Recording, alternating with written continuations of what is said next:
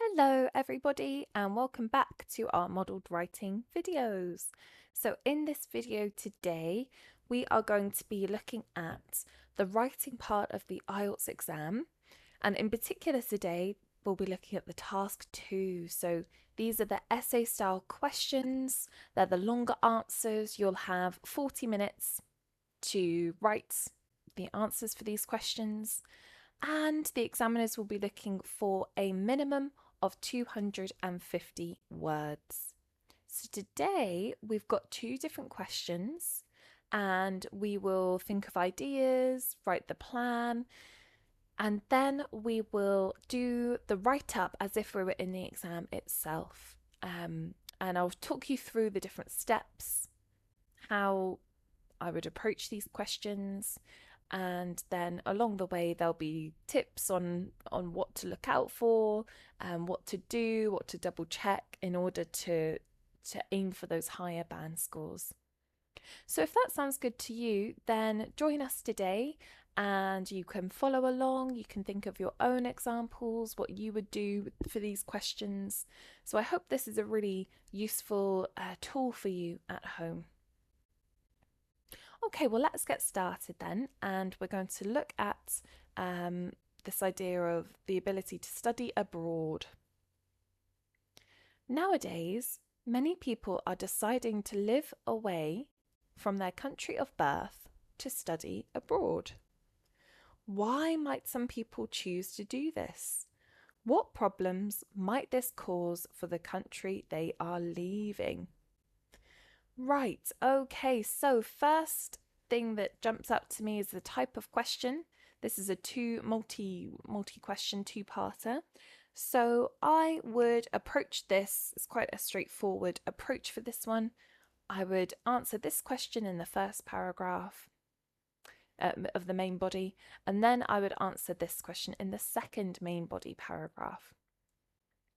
Okay, so with that being said, here's our plan, and we can put down our notes into the different paragraphs now.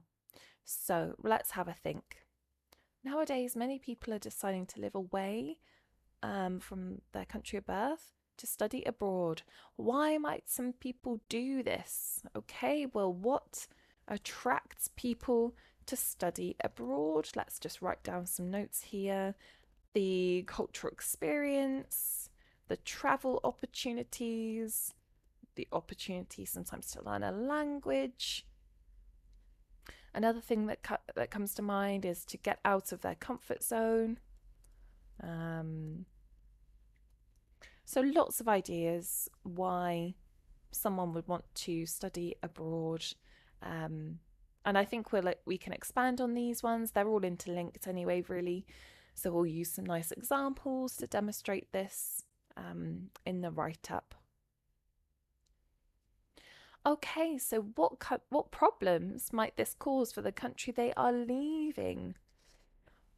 Well, I mean, study abroad is quite vague. So this could be 1 year, perhaps. It could be a term, or it could be a prolonged period of time. So we're not too sure. So we want to answer quite generally here and make sure that this is applicable to every situation.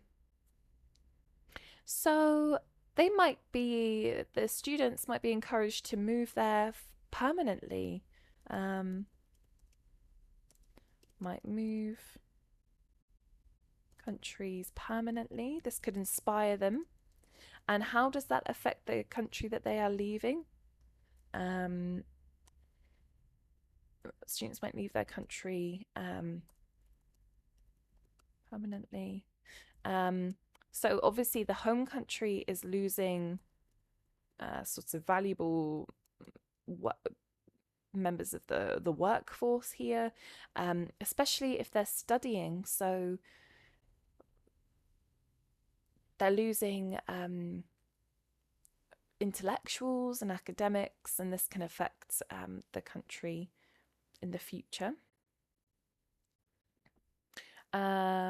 Okay, so people might be permanently moving to another country.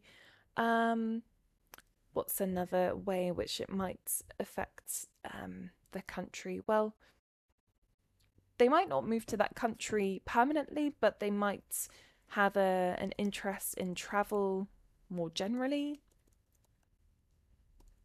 Maybe they're using their language skills that they picked up.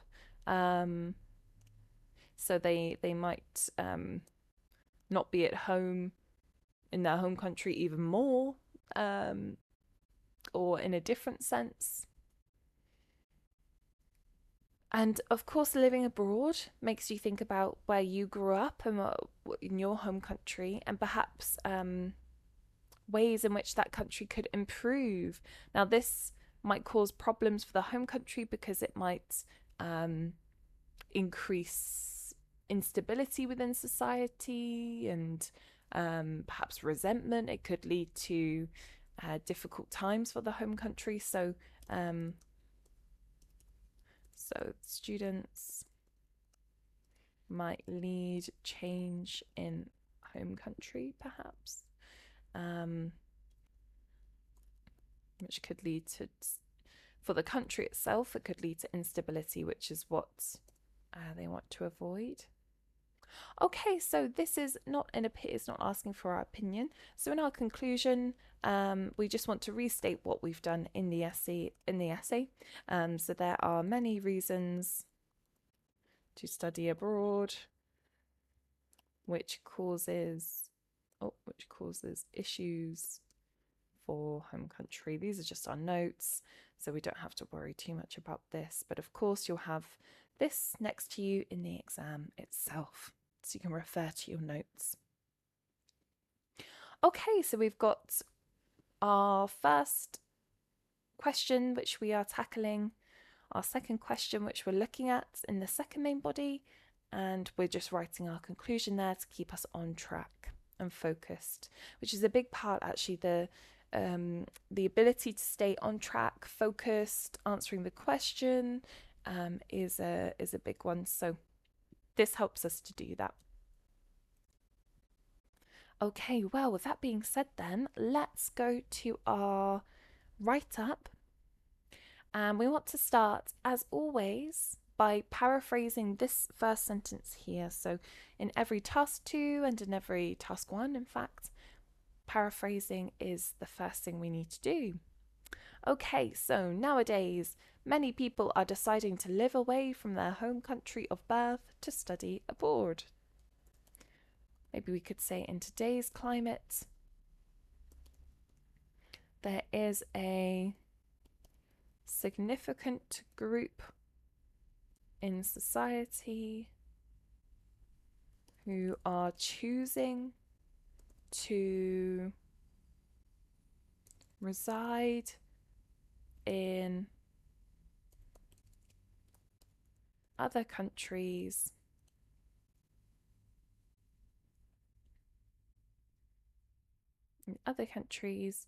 in order to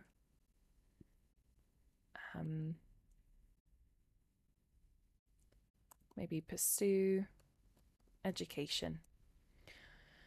In today's climate, there is a significant group in society who are choosing to reside in other countries in order to pursue education.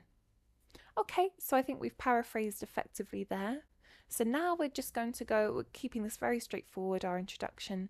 We want to just state what this essay is going to do. So this essay will look at the reasons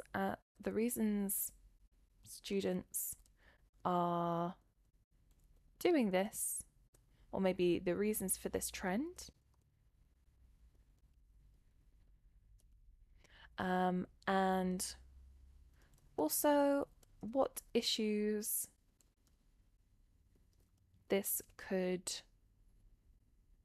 highlight for the home country,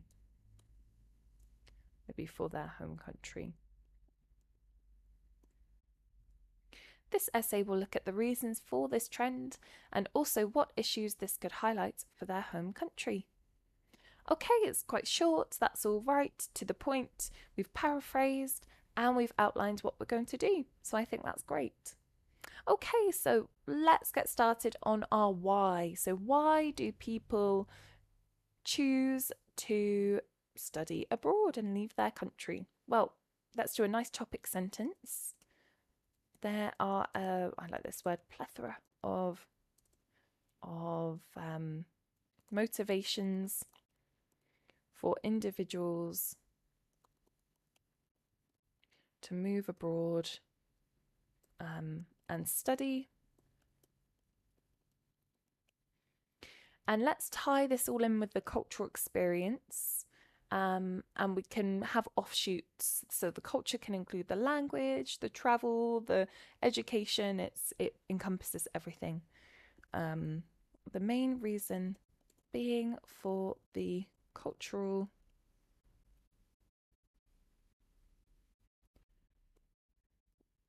education that it provides.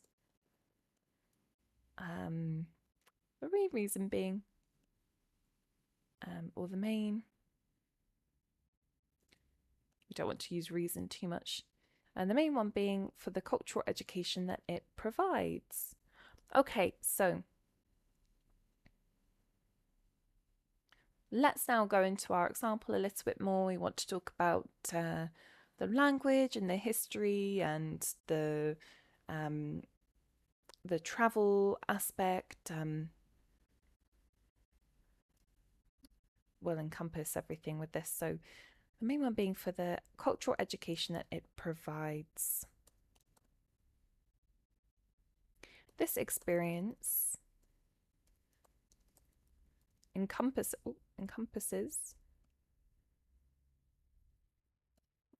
many different opportunities. For example, learning a new language, understanding history, and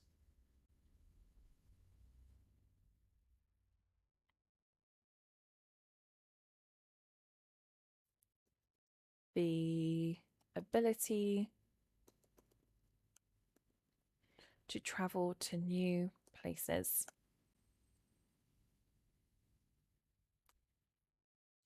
Okay, so this experience encompasses many different opportunities.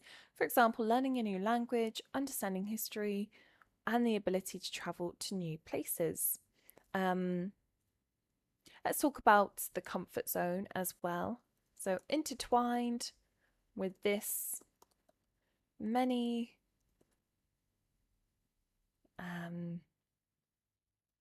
many people desire to be stretched out of their usual comfort zone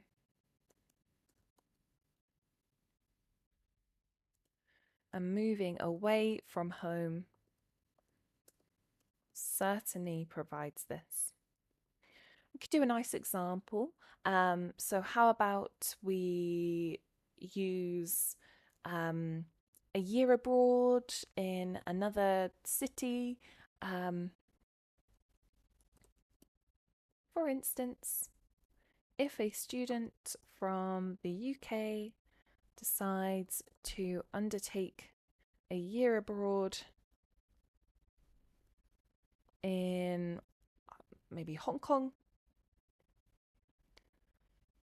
this will present many new and rewarding situations, such as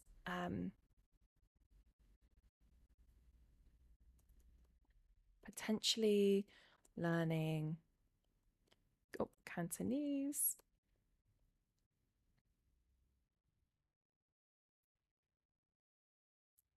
trying the various culinary dishes of the region, and providing an insight into a different way of life. Okay, I think that's good. Um, let's just tie this back to the question, why would someone want this? This both on a personal level and professional one, this can be truly enriching and life-changing and life-enhancing. Okay, let's read this back and see how it sounds. There are a plethora of motivations for individuals to move abroad and study, the main one being for the cultural education that it provides. This experience encompasses many different opportunities, for example, learning a new language, understanding history, and the ability to travel to new places. Intertwined with this, many people desire to be stretched out of their usual comfort zone, and moving away from home certainly provides this. For instance, if a student from the UK decides to undertake a year abroad in Hong Kong, this will present many new and rewarding situations, such as potentially learning Cantonese, trying the various culinary dishes of the region, and providing an insight into a different way of life.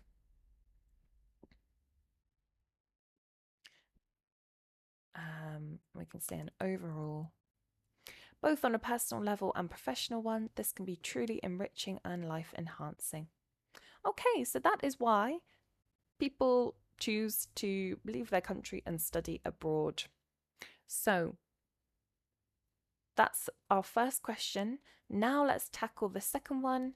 What problems might this cause for the country they are leaving? So we can do a nice topic sentence. So despite the benefits mentioned, there are several downsides for the country in which these students were born in. Okay, so this experience might encourage them to move abroad permanently.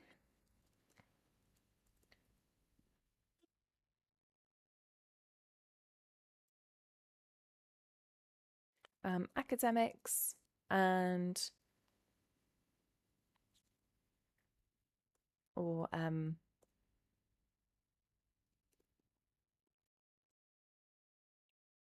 highly driven students with or highly driven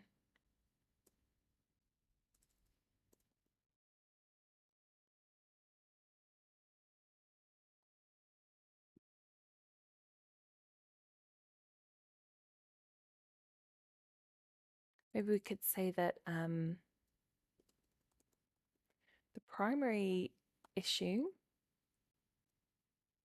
or the primary, we can use problem from the question, that's okay, as long as we're not repeating ourselves too much, is the fact that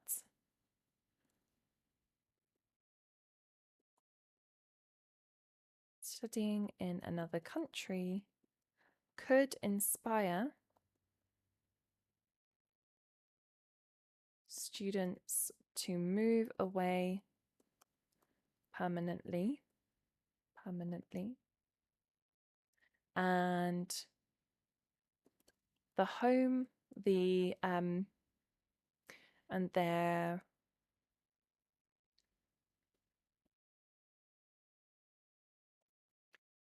nation would lose valuable,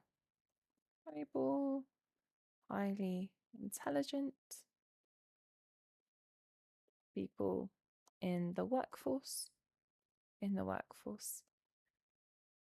Okay, so academics, highly intelligent people moving abroad. This would affect their home country.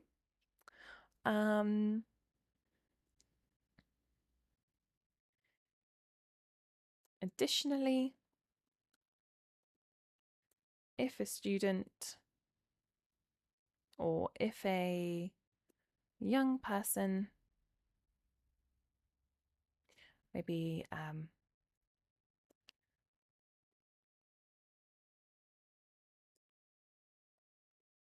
traveling could inspire a young person to maybe we could say additionally not only moving full-time somewhere else,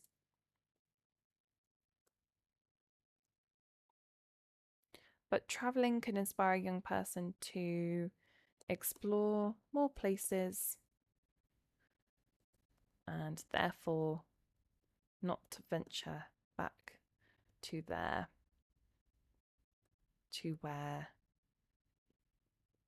they were born. So essentially not being part of that society, and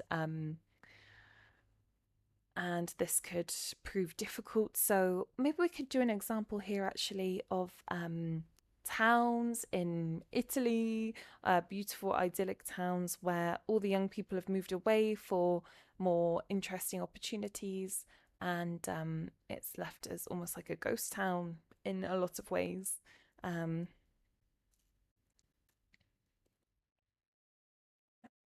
This can be seen in idyllic towns in Italy.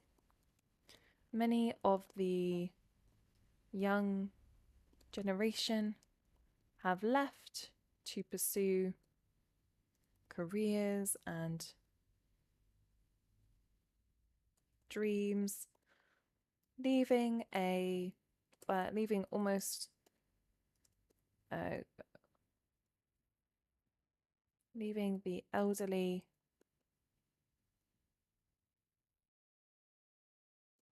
to leaving the elderly struggling to maintain their village. Okay, so that is our main argument for the second paragraph. Let's have a read of it back and see how we're doing. Despite the benefits mentioned, there are several downsides for the country in which these students were born in. The primary problem is the fact that studying in another country could inspire students to move away permanently, and their nation would lose valuable, highly intelligent people in the workforce. Additionally, not only moving full-time somewhere else, but travelling could inspire a young... I'm not sure about this. Travelling can inspire a young person to explore more places and therefore not venture back to where they were born for a long time. This can be seen in idyllic towns in Italy, many of the young generation that have left to pursue careers and dreams, leaving the elderly struggling to maintain their village. Okay, I think that's good. I think if we were to add a point, it would be too convoluted, so we'll just keep it straightforward, this one. So now let's tie this all together in a nice conclusion. So, in conclusion, to experience a new culture is appealing to individuals wanting to move abroad.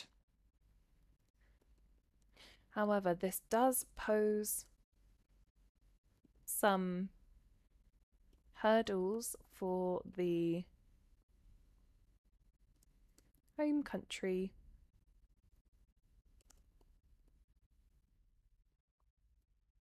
especially if these educated students decide they do not want to return and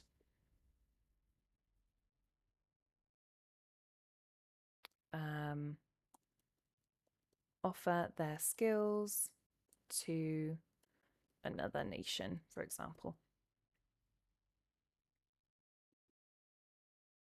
Let's do a nice full stop here, just break it up a bit.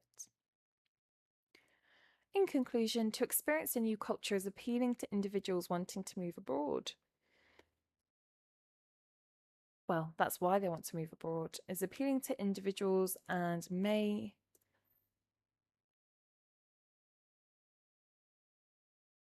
convince them to move abroad. However, this does pose some hurdles for the home country, especially if these educated students decide they do not want to return and offer their skills to another nation. Okay, I think that's good. Let's count the words of this one and see how we're doing. All right, so this has come to 327 words. So we're looking, as we've mentioned, for a minimum of 250, but there is no upper word count. So you can really, if you're quick with writing or typing, you can really do as much as you can here. But I think this is a good amount, two quite equally weighted paragraphs. Not that that matters too much because they're two different questions, but it's quite nice just to have similar sizes. And we followed our 4-paragraph structure, so introduction, 2 main bodies, and then conclusion. Okay, well, I hope you found that useful for the multi-question approach. Now let's go on to the next question, which is going to look at social media. Now, social media can be intertwined with many different topics like technology, young people, different various ways that this can be phrased. So let's have a look at this one today. Some people think that social media is a valuable source of information, while others believe that it is not reliable. Discuss both views and give your opinion. Okay, so we have this type of question, discussing both sides and giving your opinion. So there are various different ways in which you can approach this type of question, of course. I'm going to talk to you today about the 4-paragraph approach, which I think is quite nice, where we interweave our opinion into that paragraph. And I like to put our opinion in the second paragraph. I just think it makes for a nice read. The examiner's left with your opinion last. It's a bit of a stronger format with your opinion. So we want to be clear, and this helps us be as clear as possible. So what is our opinion then? Is it reliable or is it not reliable? I think I'm going to go not reliable for my opinion, and I'll just put that in brackets so I stay on track. And then I'm going to go reliable for this one, for the first one. Okay, so it's a valuable source of information. The side that we're not agreeing with, what can we think for this one? Well, it's real. It's first-hand experiences. So in that case, it's, you can't get any truer than this, if you like. First-hand experiences. You can see things in real time if people are live streaming. There's no sort of company or media outlet bias with this. It's the person. It's an individual. And also, there's a trend where fakeness is people are. It's acceptable to call out other sources of information for being fake. So there's a bit of almost like a truer way of portraying the news, because you can portray it firsthand, and also you can call out other sources that might not be real at the same time. So might be more genuine for that perspective. Calling out fakeness. Okay, but I am going to argue that it is not reliable. And the main reason is, well, even though they're calling out fakeness,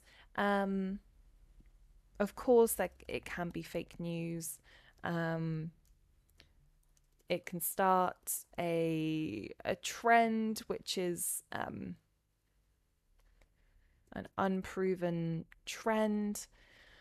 For example, there were lots of videos about the vaccine, COVID-19 vaccine, spreading misinformation, and it can be reposted, forwarded, all kinds of different things. So it is the source is not available all the time. So we need to be careful about the authenticity of this, as we don't know where it's coming from. We don't know the motivations behind who's posting it. All of these things play into it. Okay, so even though we can argue at first, because at first you think, oh yes, this is somebody's real experience. It might seem social media is authentic. It is in fact untrustworthy or something like this. All right. It's a bit bigger. Okay, so you can see how we're going to approach this one. The first paragraph is going to present the other side of our opinion, but we're still presenting it nevertheless. We have to be fair. It's doing what the question asked. Then we're going to go into our opinion, and then in our conclusion, we'll restate our opinion there. Okay. Right, so I think we can go to the write-up now. And as always, we need to paraphrase this sentence here. Some people think that social media is a valuable source of information, while others believe that it is not reliable. So we could say there are various groups in society who believe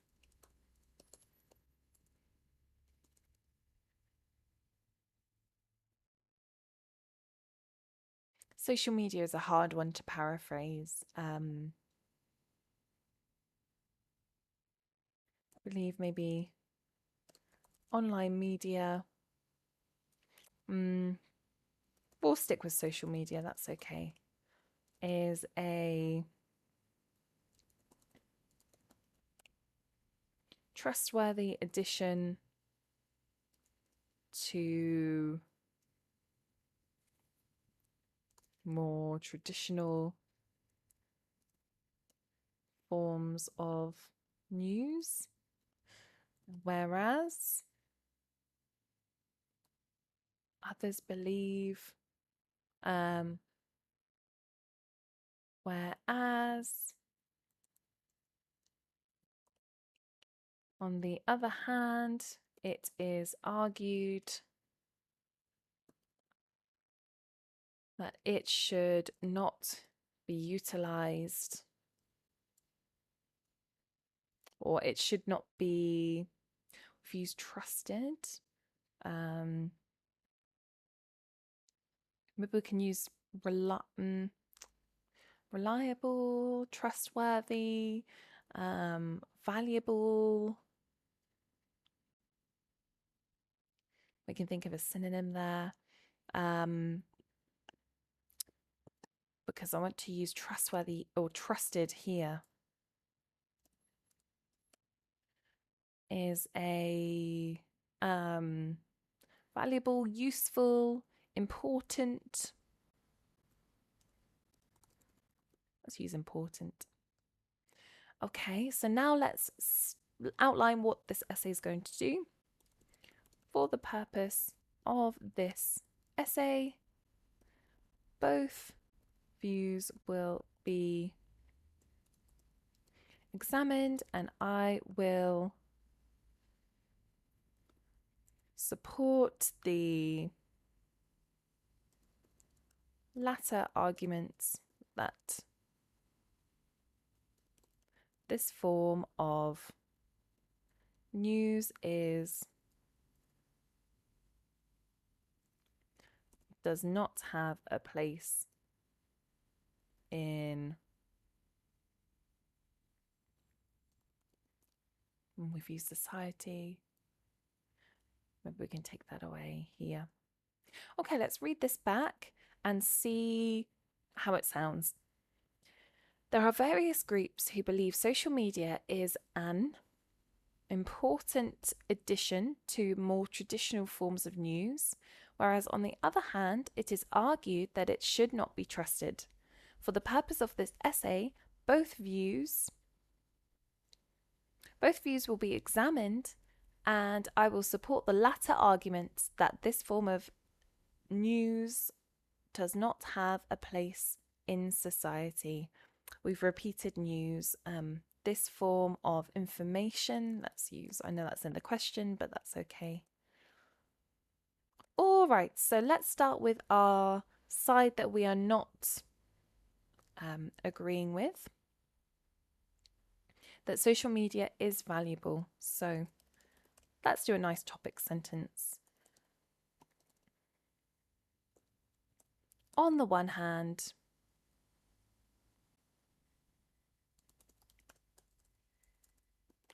the rise of social media and the general public's consumption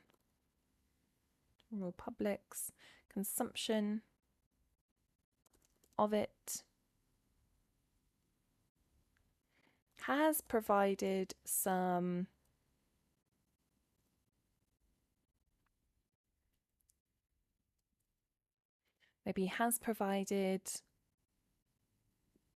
a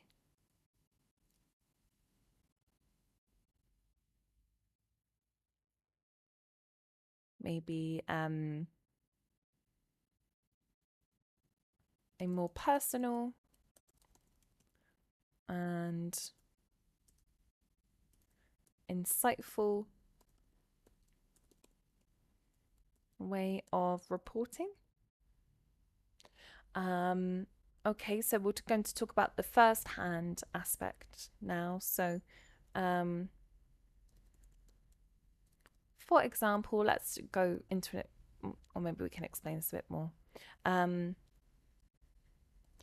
Most people nowadays will talk about how they have some form of technology, like a smartphone, and they have access to these apps. Most people nowadays have access to accounts on maybe Instagram or the latest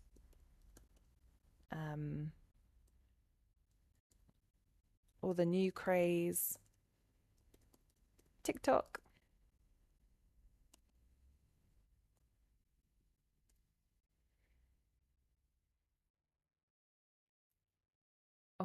Or the new favorite TikTok. And in essence, anyone can create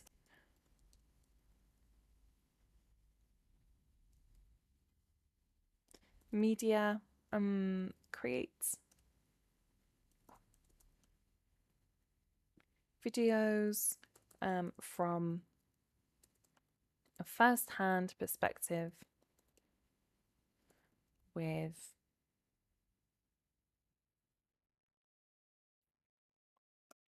a modern piece of technology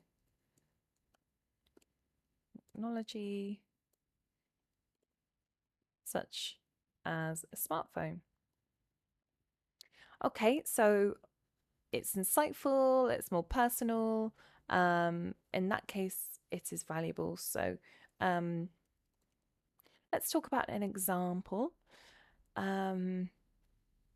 World events you can now see from a first-hand point of view a lot of the time, and this is a new way of sort of understanding things that are happening, and potentially a more the viewpoint from sort of the average person. So that's valuable to an extent. So for example, world events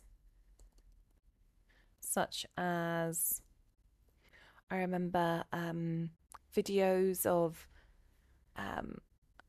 hurricanes or typhoons and tsunamis around the world from people's perspectives. Let's use tsunamis. World events such as tsunamis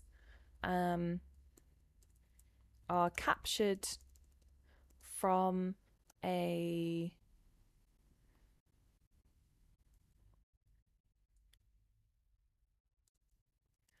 new view, that of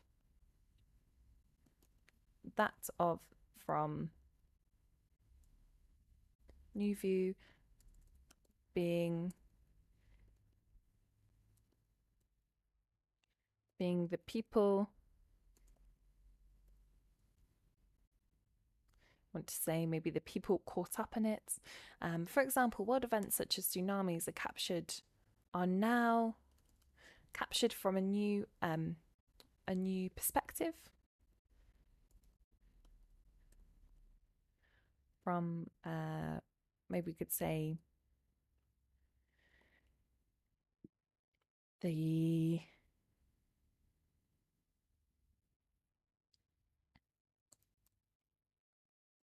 maybe the people on the ground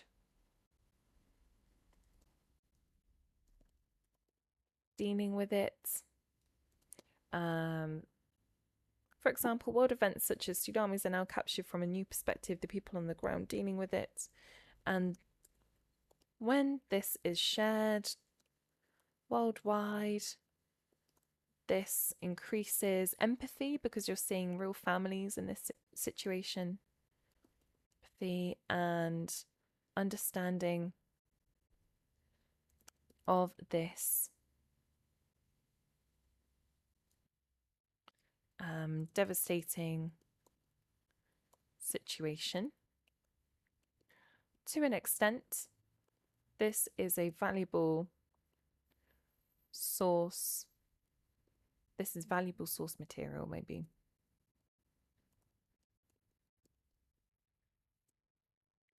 Material. Okay. Let's read this back and see how it's sounding. On the one hand, the rise of social media and the general public's consumption of it has provided a more personal and insightful way of reporting. Most people nowadays have access to accounts on Instagram or the new favorite TikTok, and in essence, anyone can create videos from a first-hand perspective with a modern piece of technology, such as a smartphone. For example, world events such as tsunamis are now captured from a new perspective. We've used perspective. Let's use viewpoint.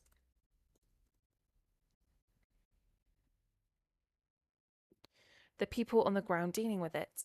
And when this is shared worldwide, this increases empathy and understanding of this devastating situation. Maybe we can add, as one is able to put themselves in another person's shoes. To an extent, this is valuable source material. Okay. So we're arguing that yes, it's valuable to an extent. However, we are leading up to our argument now, which is all about it is not reliable. So there is no denying the importance of seeing news from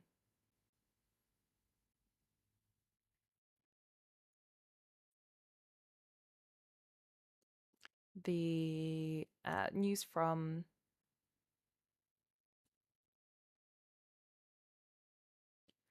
a regular person perspective, a regular individual's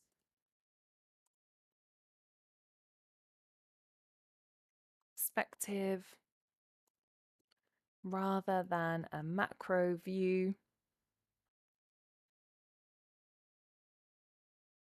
Even so, however, we cannot trust, or we cannot place our trust into the social media machine as it's inherently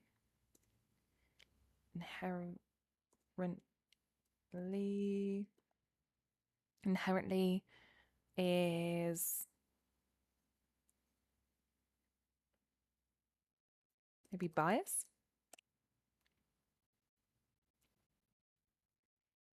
Okay, so let's talk about the fake news aspect and how it can be reposted and forwarded and the source is not available. So when a person is able to post anything, this creates problems. Almost anything.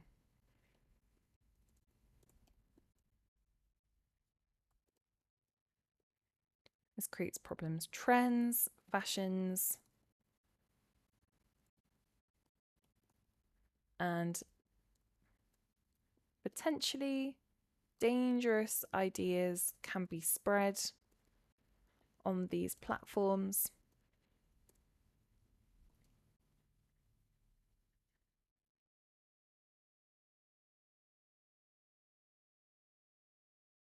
Which are saturated. We can talk about the fake news, saturated with fake news.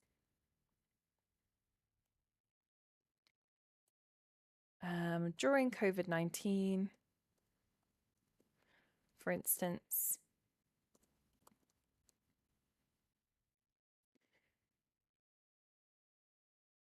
misinformation was bombarding the average person, and it led to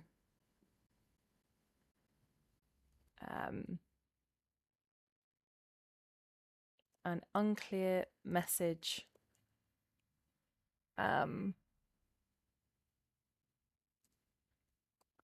about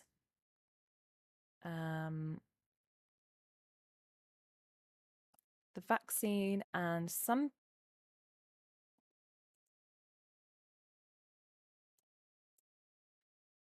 individuals decided not to receive it based on these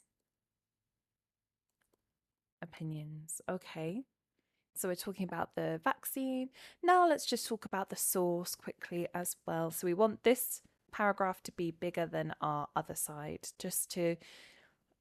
we want more ideas or a bigger paragraph, more explanation, just as a further to show the examiner that, oh yes, we not only is this our opinion, we can show it because it's bigger as well. Let's use a nice linking. Moreover, on Facebook and other sites, videos can be reposted and forwarded, not knowing the source is problematic and in no way should social media be touted as reliable news.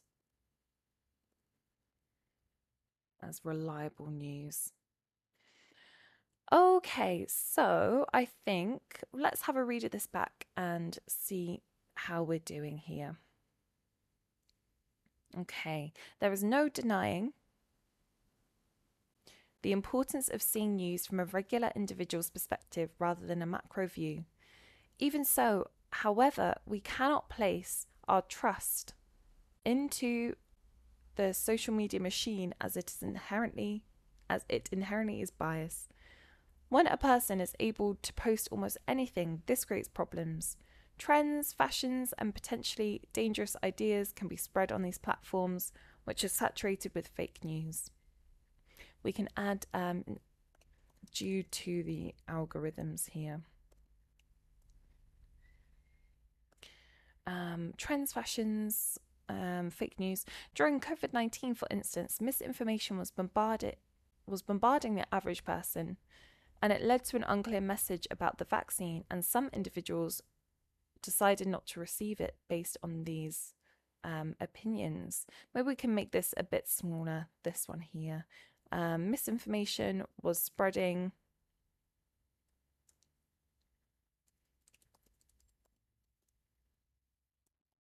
and some individuals decided not to receive the vaccine based on certain opinions, based on opinions they had seen. Moreover, on Facebook and other sites, videos can be reposted and forwarded. Not knowing the source is problematic and in no way, and therefore, let's just link this all together. Therefore, in no way should social media be touted as reliable news. I'm not sure about this word touted. Should be praised as reliable news. Okay, I think that's good. We've just gone back and tweaked it there. So let's tie this all together. In summary,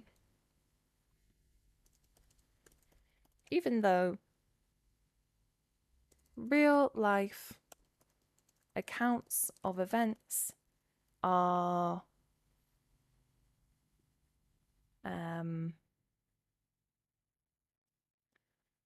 crucial in understanding the facts that they are seen through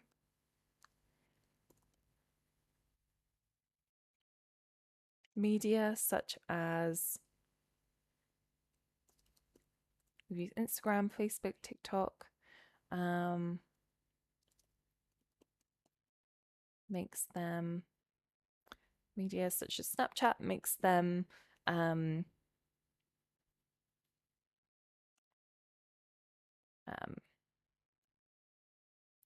affects their validity and should not be used to support or to form opinions, to form thoughts on, to form our own thoughts, maybe. Okay, I think that's good. Let's count the words and see how we're doing here.